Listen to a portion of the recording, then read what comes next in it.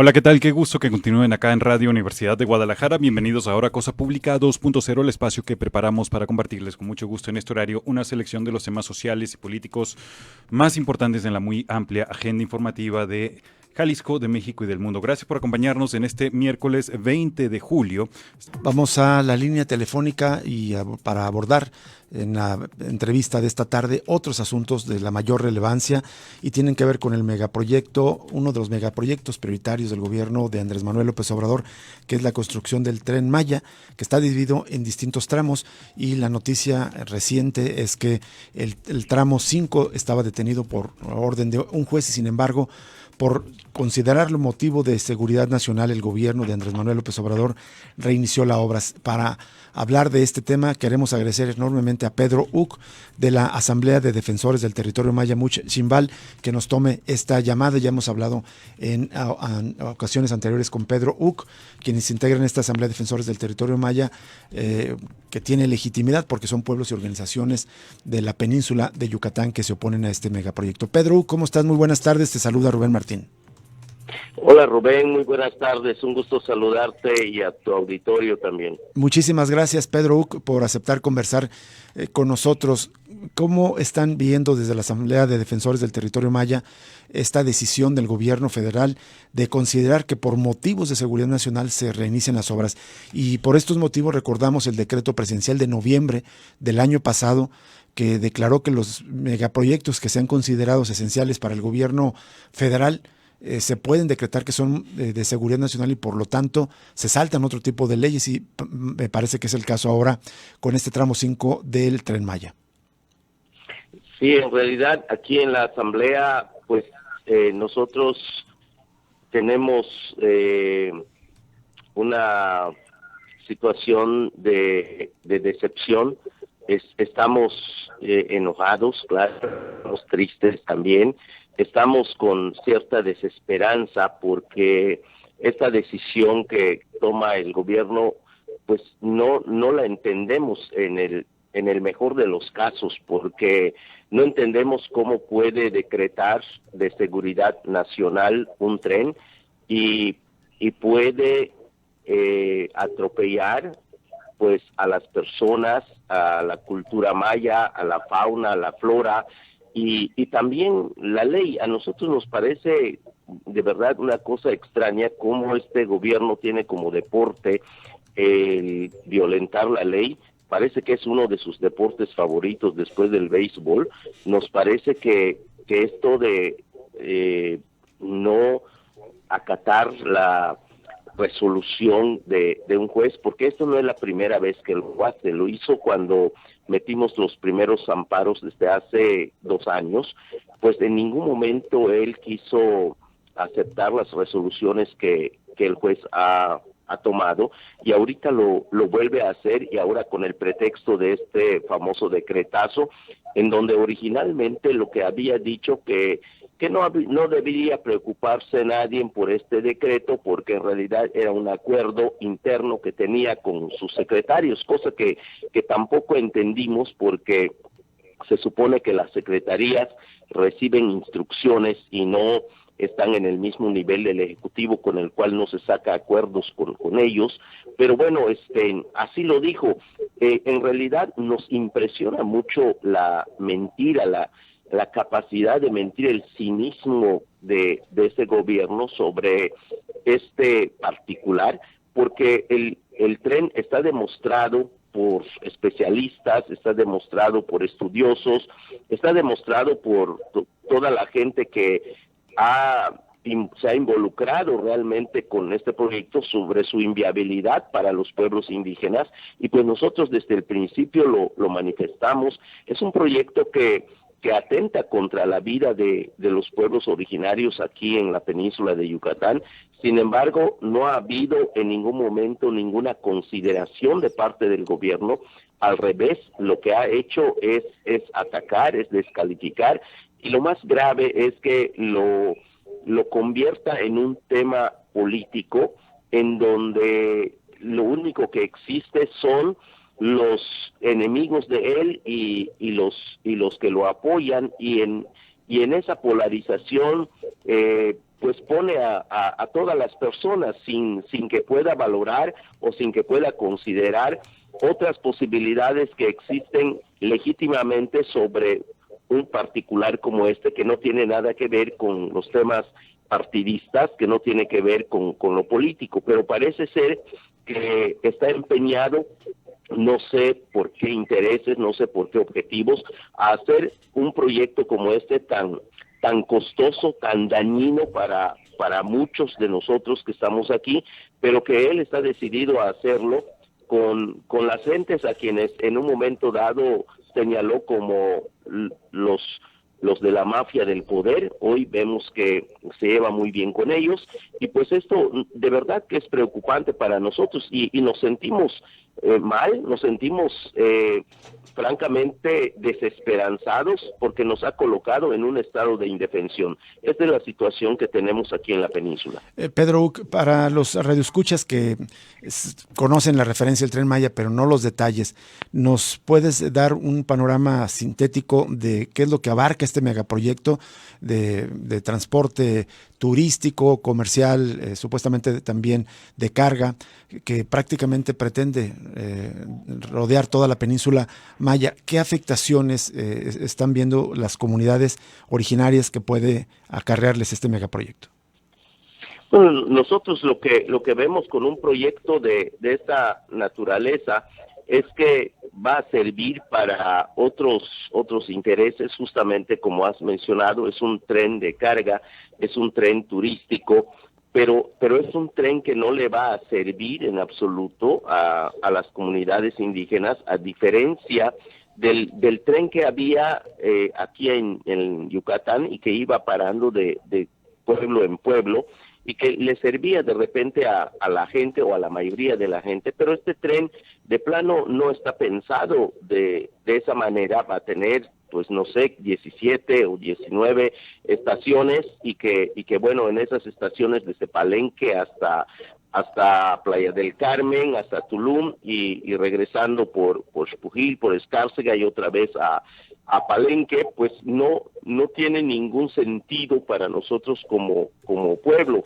Es decir, nosotros no tenemos ninguna posibilidad de hacer que este tren sirva para nuestra carga, porque no tenemos, tampoco somos turistas, no lo vamos a utilizar, pero sí el daño que va a generar en el medio ambiente, tanto para la flora, la fauna, el patrimonio cultural, pero sobre todo en el caso nuestro en lo particular está el tema de la inseguridad, que a día de hoy estamos comenzando a mirar y a sufrir una arremetida del crimen organizado, que está demasiado cerca a todo el lugar conocido como la Riviera Maya.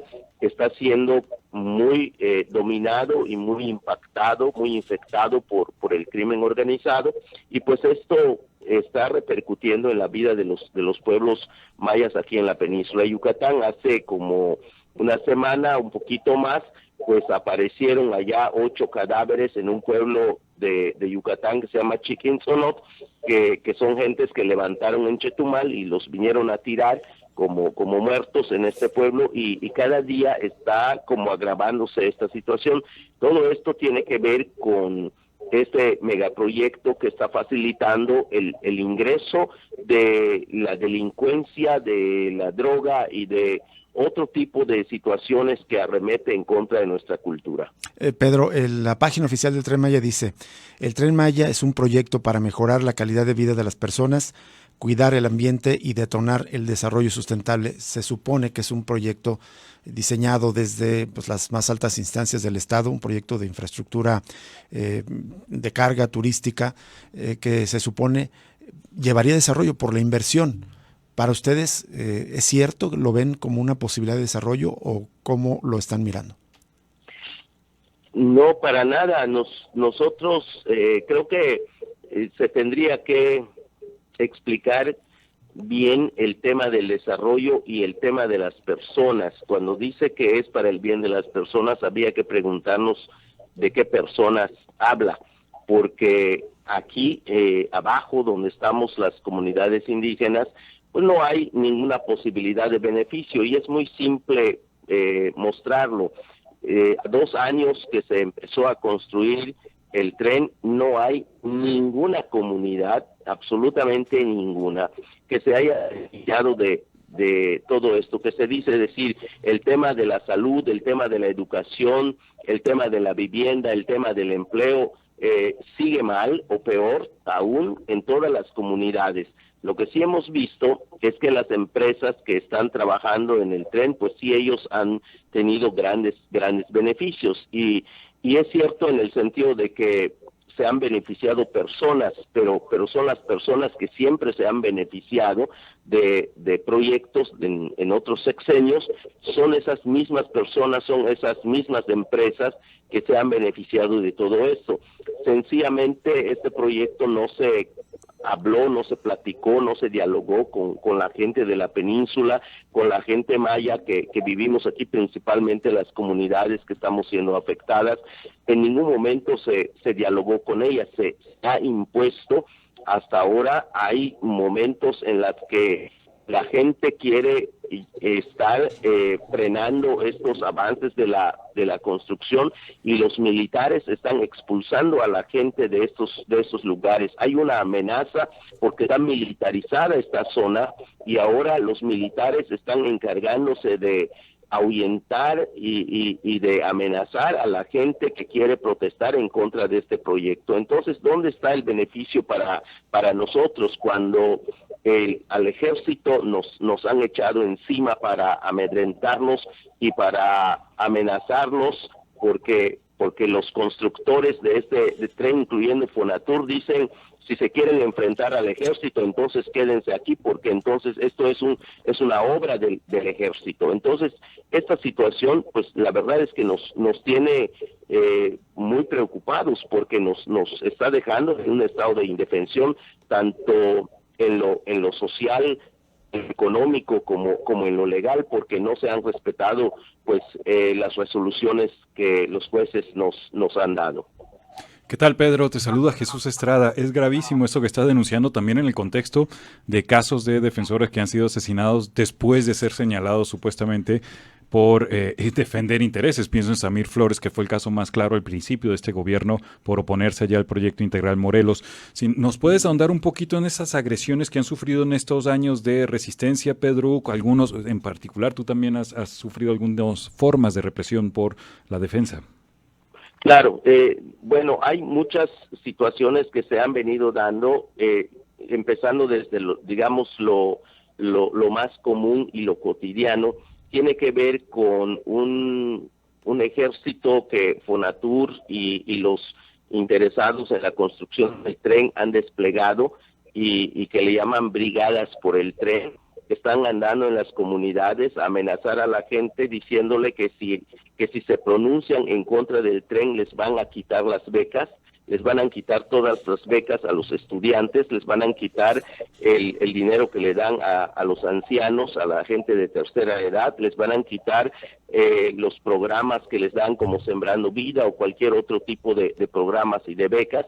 Esto se está haciendo de una manera terrible, grotesca en las diferentes comunidades y pues la gente tiene miedo que eso suceda. Y es lamentable porque mucha gente piensa que esto puede ser y es posible que el gobierno les retire esta beca o este beneficio. Pero también están los militares patrullando las vías del tren y advirtiéndole a la gente que no se vaya a parar allá en esas vías para protestar contra la construcción, porque entonces van a tener que enfrentarse con la autoridad. También eso se está haciendo. Luego está el crimen organizado, que está cobrándole piso a toda la gente y diciendo que cuando termine el tren, pues esto se va a generalizar y se va a normalizar y que mejor que la gente comience a acostumbrarse a ese tipo de cosas. Finalmente, pues están las amenazas de muerte que se ha cernido sobre nosotros de parte del crimen organizado y que tiene que ver con este tipo de megaproyectos. Entonces, esta situación que se está generando en la península de Yucatán, pues es algo que nunca habíamos visto ni con los gobiernos anteriores y que ahora por razón o sin razón de este proyecto, pues viene a ser una preocupación enorme para quienes nos atrevemos a manifestarnos en contra de esta imposición que nosotros miramos como una situación muy peligrosa, no solo para nosotros, sino para el país, en el sentido de que hay decisiones autoritarias que está tomando el gobierno, sobre todo con este decretazo de noviembre, y que hoy pues dicen que el tren es un asunto de seguridad nacional, pero no la flora, no la fauna, no la cultura maya. Eso no es de seguridad nacional, sino lo que es de seguridad nacional es un tren. Entonces nos tiene muy preocupados, confundidos y hasta cierto punto desesperanzados. Estamos conversando con Pedro Uc de la Asamblea de Defensores del Territorio Maya Much Ximbal. Pedro Uc, este megaproyecto tendrá, digamos, entre sus propósitos es detonar un desarrollo turístico, comercial, eventualmente industrial también, que implicaría la creación, se ha dicho, de varias ciudades del tamaño de Cancún en las próximas décadas. Pero los daños o las afectaciones ya se están viendo desde ahora, porque tengo entendido que se está detonando una especulación con las tierras alrededor de las estaciones, de las ciudades por donde pasará el Tren Maya. Tú estás en la península de Yucatán, en concreto, ¿en dónde y qué has mirado en tu entorno acerca de la especulación de tierras, especulación inmobiliaria eventualmente?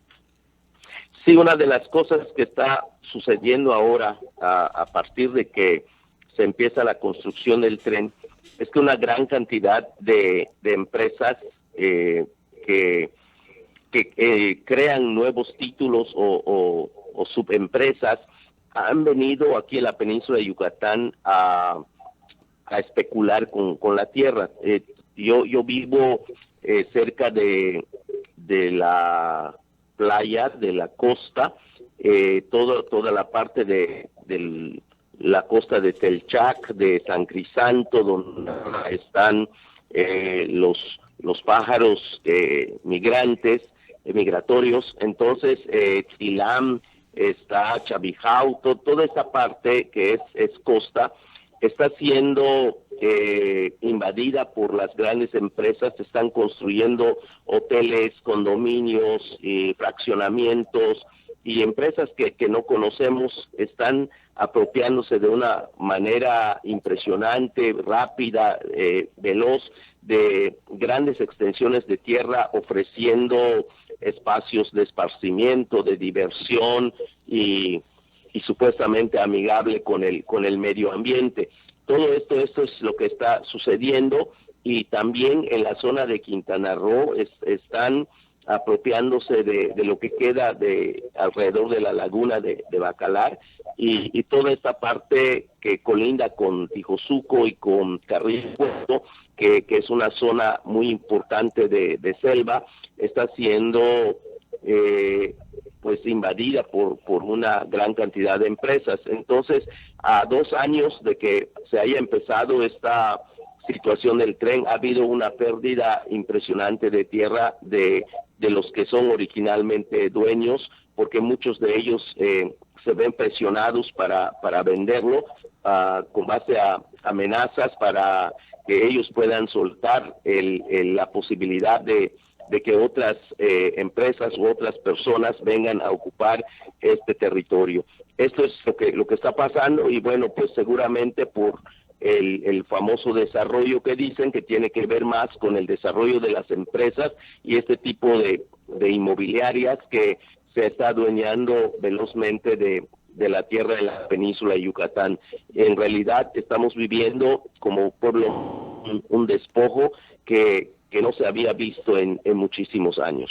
Un despojo pues neoliberal prácticamente, me parece, Pedro Uc. Quería preguntarte sobre esto, las declaraciones del presidente, porque él insiste todavía esta semana en que hay intereses o hay organizaciones ambientalistas o defensores del territorio que están respondiendo a los intereses de grupos opositores o grupos conservadores o grupos políticos.